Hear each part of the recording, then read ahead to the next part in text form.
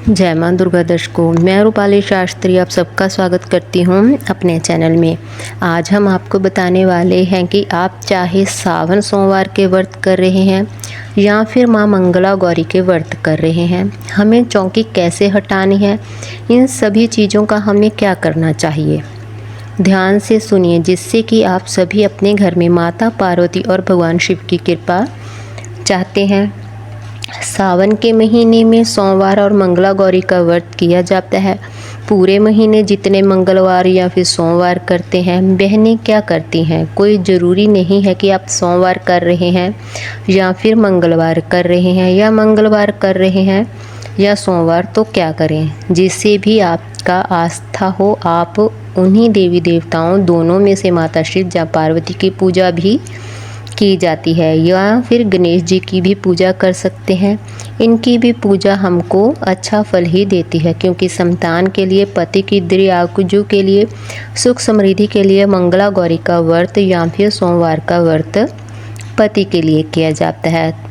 तो अब आपने व्रत कर लिए, अब चौकी कैसे हटानी है, पहला सवाल हमें ये हमारे दिमाग में आता है। दूसरे दिन चौकी हटाएं कि हम पूरे महीने चौकी रखें, तो देखिए पूरे महीने चौकी रखने में कोई प्रॉब्लम नहीं होती अगर आप रख सकते हैं। लेकिन क्या आपने भगवान को आसन देना है, बहुत ही बड़ी बात है। नित्य प्रतिदिन हमें सेवा करना, इनका पूजन करना, दीप जलाना, भोग लगाना, सुबह शाम इनकी सेवा में अपने आप को रखना। यदि आप इतना कर रहे हैं तो बिल्कुल महीने भर कलश आराम से आप रख सकते हैं। और दोनों समय पूजा भी आपने की है।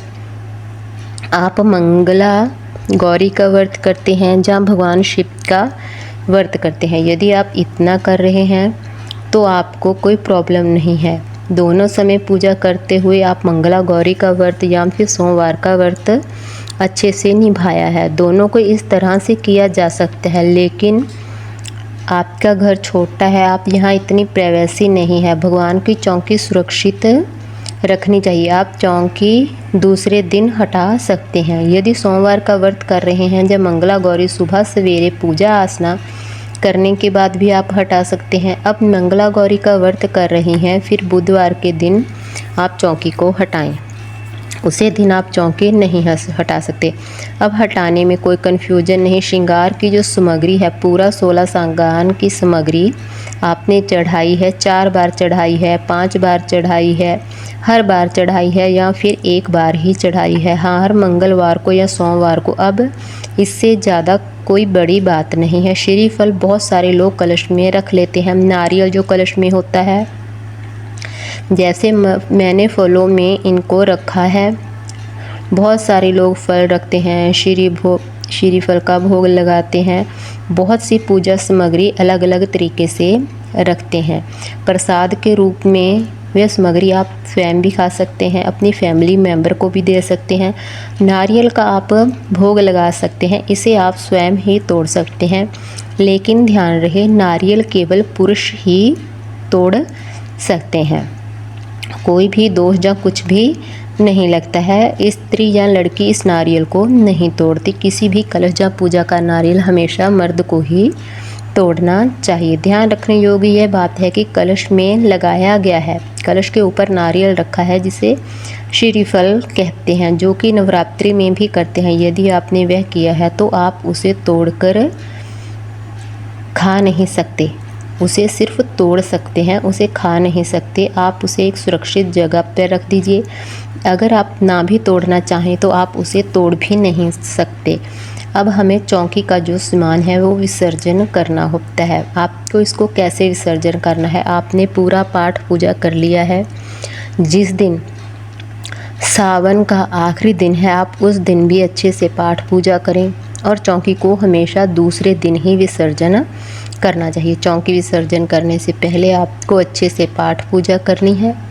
पाठ पूजा करने के बाद सुबह पाठ पूजा करने के बाद ब्रह्म मुहूर्त में, उसके बाद जब आप देखें कि आपने जो धूप दीप जो भी लगाया है वो पूरी तरह से जल चुका है, उसके बाद वो ठंडा हो चुका है, उसके बाद आपको एक अलग से दीपक जलाना है।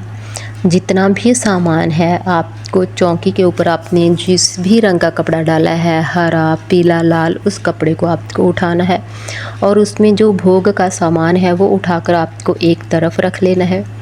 जो श्रृंगार का सामान है वो आपको एक तरफ रख लेना है। पूजा के पुष्प हैं, मौली है, पान के पत्ते हैं, बाकी सारी सामग्री आपको इकट्ठी कर लेनी है। इकट्ठी कर कर आपको एक दीपक जलाना है।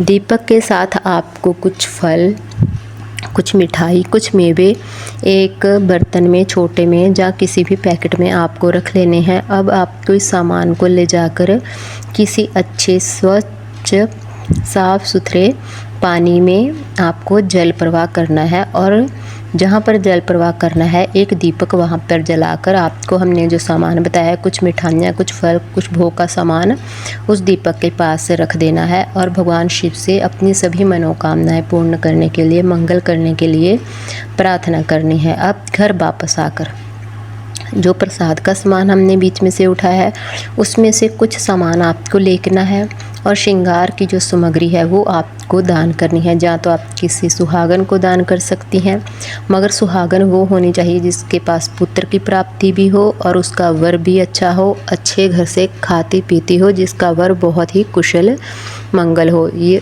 आप उसको यह सामान दान कर सकते हैं और साथ में कुछ दक्षिणा देनी भी ना भूलें। अगर हो सके तो आप उसको लाल सूट, साड़ी या लाल चुनरी अलग से लेकर भी दान कर सकते हैं। और जो फ्रूट है वो आपको बच्चों में ज़रूर बांटना चाहिए, छोटे छोटे बच्चों में। ये सभी काम करने के बाद आपको एक काम बहुत ही अनिवार्य करना है। जो नारियल आपने रखा है उस नारियल को आपको हरे रंग के कपड़े में लपेटकर अपने घर की उत्तर दिशा में रख देना है। उत्तर दिशा में रखने के बाद उसके बाद जो भी सोमवार आता है, क्योंकि इस बार सावन समापन के बाद जिस दिन सावन का समापन होगा उसके दूसरे दिन आपको ये सारा उपाय करना है। और उपाय करने के बाद उसके बाद आपको किसी भी हरे रंग के कपड़े में लपेटकर ये नारियल अपने घर की उत्तर दिशा में रखना है। रोज़ इसको धूप दीप करनी है।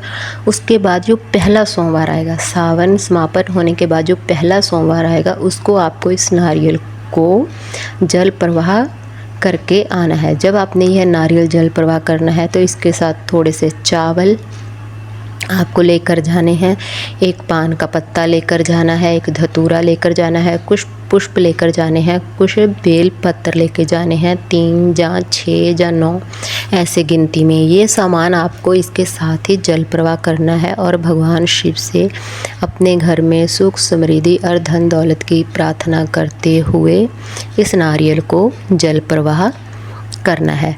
तो यह थी सावन सोमवार के और मंगला गौरी व्रत की चौकी उठाने की संपूर्ण विधि। हमें उम्मीद है कि आपको हमारी जानकारी अच्छी लगी होगी। अगर आपको हमारी जानकारी अच्छी लगी तो हमें कमेंट कर ज़रूर बताएं। जिन लोगों ने अभी तक हमारा चैनल सब्सक्राइब नहीं किया, कृपया वो चैनल को सब्सक्राइब कर लें, लाइक कर लें, कमेंट कर लें और शेयर भी ज़रूर कर लें। जय माँ दुर्गा।